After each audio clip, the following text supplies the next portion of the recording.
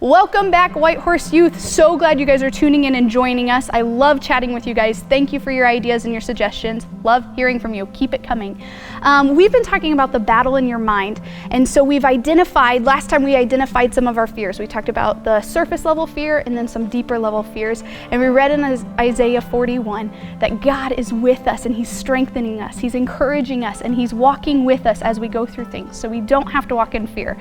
So since we've identified those things, now we got to face them. We know what we battle with and we know what can paralyze us. So how in the world are we going to face these things? So I want to read with you guys in Luke 19. So go ahead, open up your Bibles to Luke 19, and we're just going to read the first 10 verses. And we're going to talk about a man named Zacchaeus. Now you guys might know a little bit about him, but we're going to really look at him and kind of use him as an example.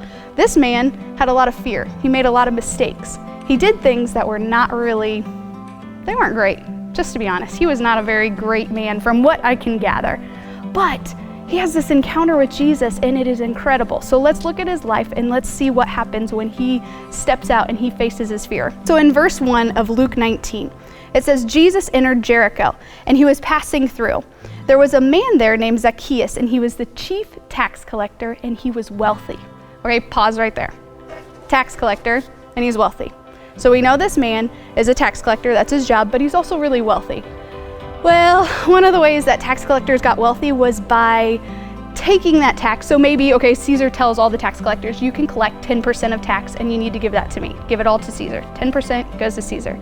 The tax collectors, maybe they wanted to make a little extra money. So instead of charging 10%, they'd charge 15 or 20%.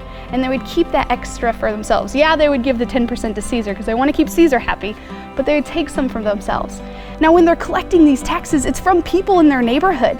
It's their friends, even sometimes their family. And if these people didn't pay, they got charged sometimes by being put in prison. Sometimes they had family members taken away, and sometimes they got beaten for not being able to pay.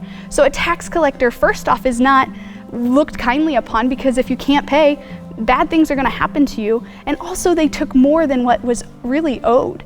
And so they weren't very honest people in most sense. And so the fact that the Bible tells us that Zacchaeus was wealthy kind of leads us to believe that he was really crooked and probably took way more than what he should have been taking. So think about that. Zacchaeus, he lives in this neighborhood. He's taking more money. Let's continue reading. So in verse 3, it says that Zacchaeus, he wanted to see who Jesus was, but being a short man, he could not because of the crowd. So we know 3 things about Zacchaeus. He's wealthy, he's a tax collector, and he's short, okay? Just putting it out there. I'm guessing he's a little shorter than me. It's gonna make me feel good, right?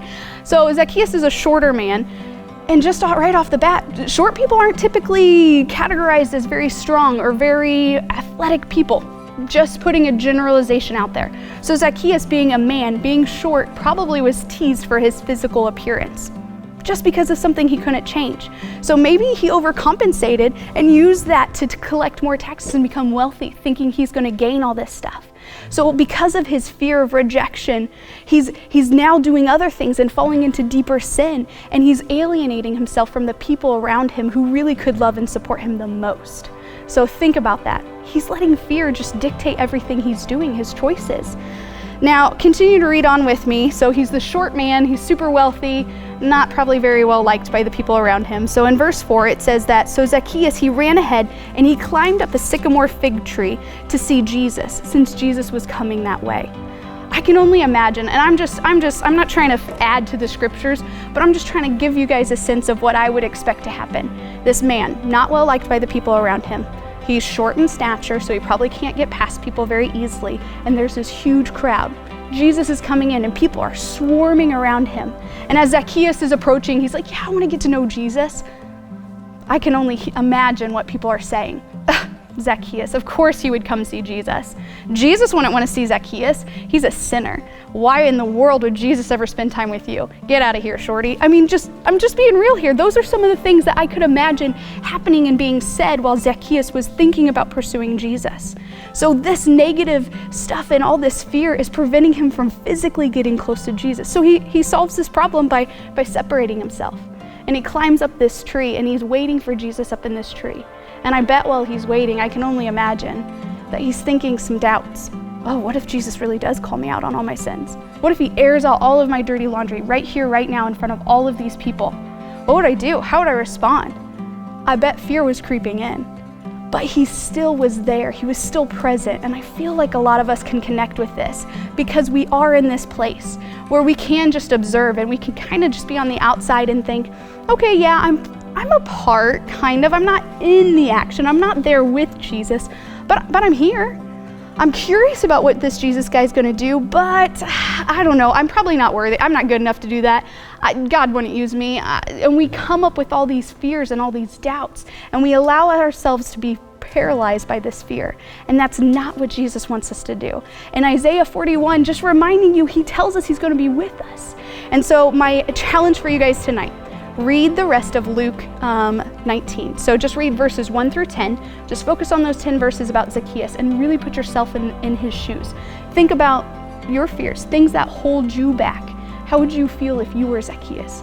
And then see how Jesus responds to him. And I think you're going to be amazed because it's so simple and it's so beautiful, but it's so Jesus. So I can't wait to talk to you guys about how Jesus responds and maybe even talk about some of the things that are still holding you back, because you are not alone and we're here to help you guys. So tomorrow, bring your questions, bring your ideas, bring your thoughts on this topic, and we'll talk about it. Love you guys. Bye.